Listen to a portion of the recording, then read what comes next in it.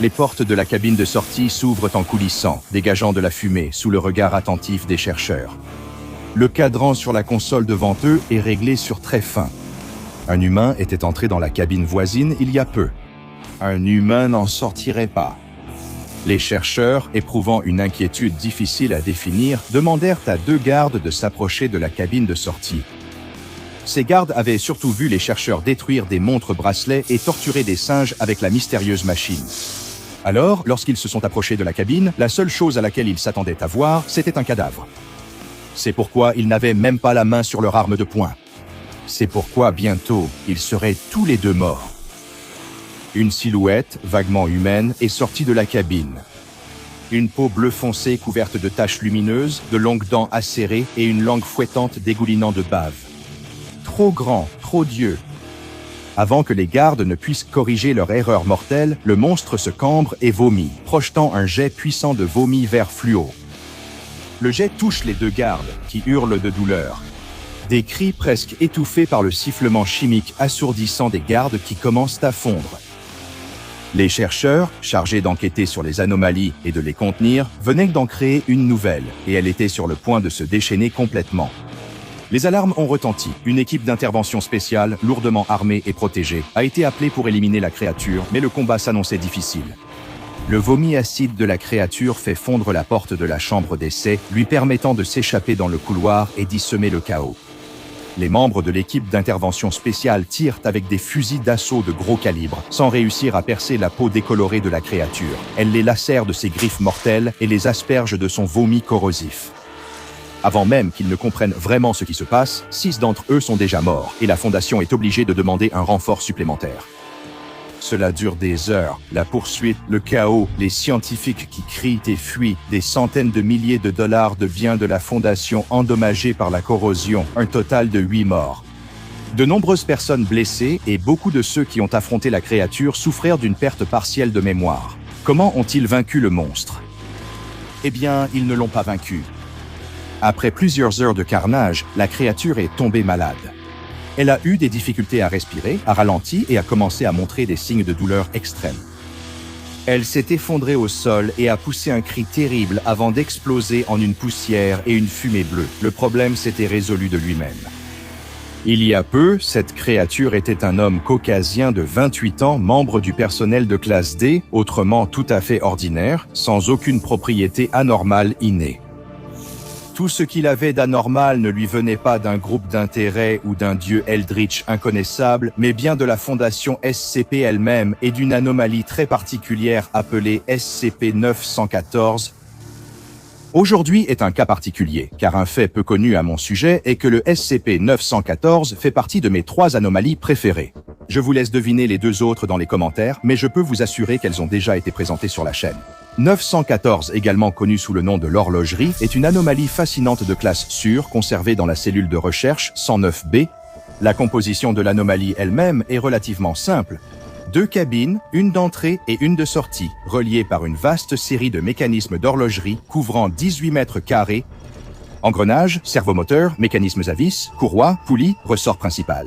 Bien que l'anomalie soit contenue depuis des décennies sous l'œil vigilant du très professionnel Dr. Gears, les mécanismes exacts de son fonctionnement n'ont jamais été entièrement compris. Si vous obtenez une autorisation de recherche de niveau 3, vous interagirez surtout avec le panneau de sélection de l'anomalie. Le panneau comporte 5 réglages. Chacun d'eux produira un effet différent sur tout objet, matériau ou individu placé dans la cabine d'admission. Je vais rapidement présenter les réglages, puis nous aborderons l'essentiel, certains des rapports de test les plus étranges sur une anomalie. Le premier des 5 réglages est brut. Tout ce qui se trouve dans la cabine d'entrée sera brutalement anéanti. Par exemple, 1 kg d'acier semblait avoir été découpé en morceaux au laser, un chimpanzé placé dans la cabine d'entrée en mode brut. Eh bien, disons simplement que les défenseurs des droits des animaux seraient à juste titre mécontents des résultats.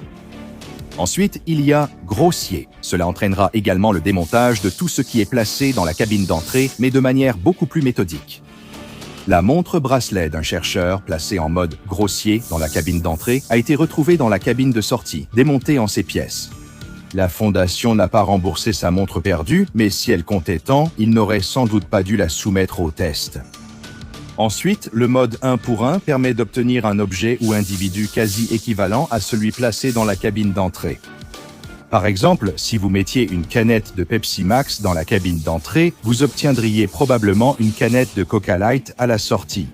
Et au cas où vous vous poseriez la question, oui, si une personne est placée dans la cabine d'entrée, une personne relativement similaire, à part quelques variations superficielles comme la race, la taille ou le poids, apparaîtra de l'autre côté. Est-ce que c'est horrifiant d'un point de vue existentiel? Bien sûr, nous en reparlerons plus tard. Les choses vont maintenant devenir encore plus étranges avec le réglage fin. Quand un objet est placé dans la cabine d'entrée avec ce réglage, celui dans la cabine de sortie sera une version légèrement améliorée, généralement sans anomalie. Prenez un pistolet Beretta de 9 mm comme celui que je garde dans la boîte à gants de ma Honda Civic. Si cela était placé dans la machine, vous n'obtiendriez pas un pistolet laser ou une arme qui contrôle l'esprit des gens, mais vous pourriez soudainement vous retrouver avec un Desert Eagle, un pistolet bien plus puissant, c'est le moins qu'on puisse dire. Ensuite vient le réglage très fin. Ce réglage a, pour le moins, posé problème aux membres de la fondation SCP. Pour faire simple, le réglage très fin confère à tout ce qui est placé dans la cabine d'entrée un effet anormal totalement aléatoire et imprévisible. Si vous placez un Tamagotchi dans la cabine d'entrée, réglé sur très fin, il pourrait en ressortir conscient de lui-même et très déprimé. Ou il pourrait faire exploser votre tête par la pensée si vous oubliez de le nourrir. Mettre un sujet de classe D dans la cabine d'entrée pourrait donner l'abomination cracheuse d'acide et par balle vue au début. Oui, cela s'est vraiment passé, c'est pourquoi le Dr. Gears exige une autorisation de niveau 3 pour tester du matériel biologique dans les engrenages. Voilà tout ce que vous devez savoir pour avoir une compréhension pratique des engrenages. Et maintenant, nous pouvons passer aux choses amusantes. Il existe de nombreux journaux de tests pour les engrenages, et j'ai personnellement sélectionné certains des tests les plus dérangés et les plus bizarres de ces journaux pour votre plaisir, et pour vous rappeler de faire preuve de prudence. Si jamais vous êtes autorisé à faire des tests sur SCP-914, il est temps de régler la qualité de la vidéo sur très fin et de continuer. Le Dr. Grandgen a testé différents réglages en plaçant 5 cadavres humains dans les engrenages. Vous pouvez probablement deviner les 5 premiers, mais le réglage sur très fin a transformé le cadavre en un tas de glu verte.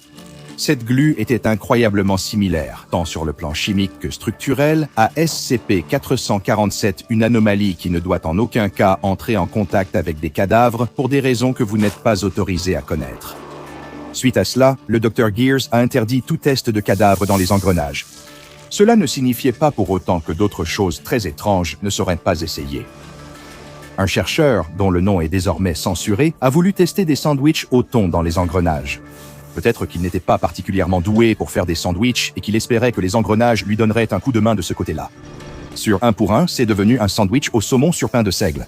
Sur Finn, c'est devenu un sandwich au thon de bien meilleure qualité, avec un pain plus moelleux et un thon plus savoureux et plus riche en vitamines. Et sur très fin, c'est devenu une miche de pain en forme de poisson réaliste. À l'ouverture de la porte de la cabine, le poisson s'est mis à nager dans les airs.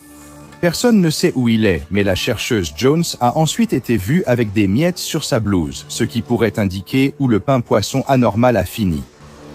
Le test était si sérieux qu'il a nécessité l'approbation du Conseil O5, le plus haut échelon du commandement de la Fondation. Cette approbation a été accordée et plusieurs échantillons du SCP-939, les créatures cauchemardesques surnommées aux multiples voix, ont été réquisitionnés pour les tests. Sur rugueux et grossier, les créatures ont été anéanties et sur 1 pour 1, les résultats censurés. Les choses les plus effrayantes sont arrivées quand les anomalies ont été placées en cabine d'entrée sur fin et très fin. Sur fin, la créature paraissait intacte, mais respiration et signes vitaux étaient absents. La créature était morte. Sur très fin, la créature a été réduite à un tas de cendres blanches fumantes. Du point de vue de SCP-914, il semble que l'état idéal d'existence pour SCP-939 soit d'être mort ou même complètement détruit. Je vous laisse tirer les conclusions qui s'imposent. Passons à la suite, le Dr. Falconis a décidé de tester une copie de la biographie de Steve Jobs par Walter Isaacson. Sur 1 pour 1, le résultat était une biographie intitulée Bill Gates, également par Isaacson, détaillant la vie et l'époque du fondateur de Microsoft. Sur Finn, il a produit un DVD de Steve Jobs racontant son autobiographie. Sur très fin, le résultat était un cube métallique. Lorsqu'on appuyait sur un bouton du cube, cela activait un petit hologramme du défunt fondateur d'Apple, Steve Jobs, qui semblait être doté de conscience et capable de répondre à toutes les questions concernant la vie du véritable ancien PDG. Le Dr Curtis, un farceur du bureau, a décidé de pousser le bizarre encore plus loin. Il a inclus un paquet de bacon et une photo de la célèbre anomalie SCP-682, le reptile difficile à tuer. C'était déjà de l'autre côté de l'échelle. On ne sait même pas comment il a eu cette idée, mais le résultat était encore plus étrange. Sur très fin, le résultat était une version miniature de SCP-682 faite de bacon cuit. Tout comme la version plus grande et non faite de bacon de SCP-682, elle était extrêmement violente et agressive, mais avait une odeur agréable. Au lieu de rugir, elle faisait le bruit du bacon qui grésille. Le Dr Curtis a suggéré de classer l'anomalie comme SCP-682-BAC, une suggestion qui a été rejetée par les hauts responsables de la Fondation. Nous ne savons pas ce qui est arrivé au petit SCP-682 en bacon, mais personnellement, je soupçonne qu'il pourrait être une autre victime de l'appétit presque anormal du chercheur Jones. Le Dr Gears a laissé une note sur le registre des tests disant « Très drôle, Dr Curtis. Vous êtes suspendu des tests sur le SCP-914 jusqu'à nouvel ordre. Je dois admettre que ça sentait très bon. » Le Dr Greer a testé une cartouche de spray au poivre White Lightning de Fox Lab qui, après passage sur très fin dans la cabine d'entrée, s'est transformé en piment. Lorsqu'il a été testé, ce piment avait un indice de chaleur Scoville de plus de 300 millions, ce qui en fait de loin le piment le plus fort de la planète. La suggestion du Dr Clef de le donner à Hot Ones a été refusée. Le Dr Harmon et l'agent McKnight, grands fans de la trilogie Le Seigneur des Anneaux de J.R.R. Tolkien, ont offert une série de leurs exemplaires pour les tests. Comme prévu, Brut et Grossier ont détruit les livres. Sur 1 pour 1, le livre Le Seigneur des Anneaux, le compendium a été divisé en 3 ouvrages plus petits composant la trilogie, La Communauté de l'Anneau, Les Deux Tours et Le Retour du Roi. En mode fin, tout passionné du Seigneur des Anneaux a commencé à vivre des moments vraiment excitants. Le livre est devenu une copie de l'Anneau unique, célèbre objet mystique créé par le Seigneur des Ténèbres Sauron pour dominer la Terre du Milieu. L'anneau, en papier, portait un poème fidèle au livre en langue noire et pouvait s'ajuster à la taille du doigt du porteur. En mode très fin, il est devenu un autre livre, plus court, intitulé Une nouvelle ombre, avec une intrigue centrée sur un garçon appelé Eldarian. Les spécialistes de Tolkien rappelleraient que c'était le titre d'une histoire abandonnée que Tolkien voulait écrire. L'agent McKnight a ajouté frénétiquement « Tu peux avoir l'anneau, Harmon, mais je veux le livre, je vais le copier. Des fans de Tolkien veulent-ils le lire ?» Ce ne serait pas la seule fois qu'un nerd classique utiliserait le SCP-914 pour assouvir certains fantasmes de culture pop. Mais la prochaine fois, les conséquences seraient bien plus graves. Alors que le chercheur Mason a amené de chez lui sa collection de chasseurs X-Wing Lego Star Wars. Les tests sur la plupart d'entre eux étaient prévisibles, jusqu'à ce que l'un d'eux soit bien sûr placé sur le réglage très fin, où les choses sont devenues nettement plus chaotiques. Comme vous pouvez l'imaginer, il est devenu un véritable chasseur X-Wing miniature fonctionnel. Quand la cabine de sortie a été ouverte, il s'est envolé et a attaqué, utilisant ses canons laser pour tuer plusieurs membres du personnel. Il a esquivé toutes les tentatives pour l'arrêter et s'est échappé de la Fondation. Sa localisation est inconnue, donc si vous voyez un petit X-Wing Lego voler, baissez-vous et mettez-vous à l'abri. Ensuite, le docteur Dextrania a soumis un pistolet Beretta M9 pour un test sur très fin. Bien que le pistolet semblait normal, lorsqu'il était tiré, ses balles détectaient la forme de vie la plus proche et se dirigeaient directement vers elle. Cela a eu des conséquences désastreuses, car la balle s'est dirigée en zigzagant vers le garde de sécurité le plus proche et l'a tué sur le coup. Étrangement, la cause du décès n'était pas le traumatisme causé par la balle, mais un arrêt cardiaque. Le docteur Dextrania a ajouté une note à cette étude, disant « Je ne suis pas sûr que ces balles devraient être utilisées comme munitions réelles, car elles représentent une menace énorme pour les autres membres du personnel. Je demande d'interdire les tests de balles en réglage très fin. » Un membre du Conseil O5 a approuvé cette demande. Le chercheur L. Inselman a décidé de faire polémique et a apporté un exemplaire de Mein Kampf, le livre tristement célèbre du dictateur nazi Adolf Hitler. En position très fin, le livre s'est transformé en une minuscule caricature d'Hitler en origami qui défilait maladroitement en criant des provocations et des fanfaronnades. Après avoir créé le petit Hitler en papier, le directeur a autorisé le personnel à lui donner des coups de pied pour évacuer le stress. J'approuve totalement.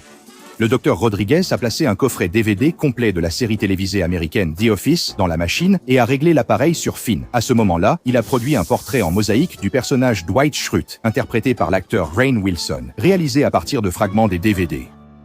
Le chercheur Blaise a apporté 2 paires de lunettes de soleil anti-UV pour les tester sur grossier et 1 à 1. Étrangement, les deux ont eu des effets anormaux sur les lunettes.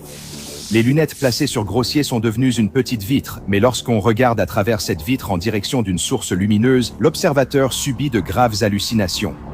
Celle-ci inclut la vision de dragons tourbillonnant dans la fumée, d'oiseaux aux ailes bleues enflammées et aux cornes de chèvre, ainsi qu'un cerf avec d'énormes bois et, je cite, des orbes flottantes folles.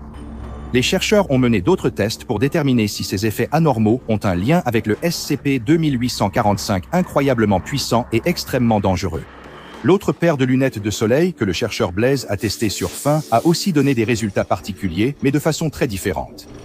Elles sont devenues des lunettes aviateurs miroirs qui créaient un effet mimétique, poussant les spectateurs à commenter à quel point elles avaient l'air élégantes et branchées. Une magnifique pièce maîtresse pour compléter n'importe quel look estival que vous pourriez avoir en tête. Le chercheur Blaise a noté, certainement la paire de lunettes de soleil la plus sexy que j'ai jamais vue de ma vie. Je dois les garder si je veux décrocher un rendez-vous. Le docteur Veritas a dit, bien sûr, Blaise, tu peux garder un objet anormal pour toi. Je l'ai mis dans l'aile d'étude des objets anormaux. Ne demande pas où, je ne te le dirai pas. Le manque de professionnalisme du chercheur Blaise n'était rien comparé aux ennuis dans lesquels le chercheur Wood s'est retrouvé pour avoir tenté de tester une fiole de substance visqueuse corrosive extraite de SCP-106. En tentant le test, des gardes l'ont maîtrisé puis placé en détention. Après évaluation des directeurs, il a été transféré hors site pour sécurité. La Fondation SCP n'avait vraiment pas besoin de s'inquiéter d'un autre SCP-106.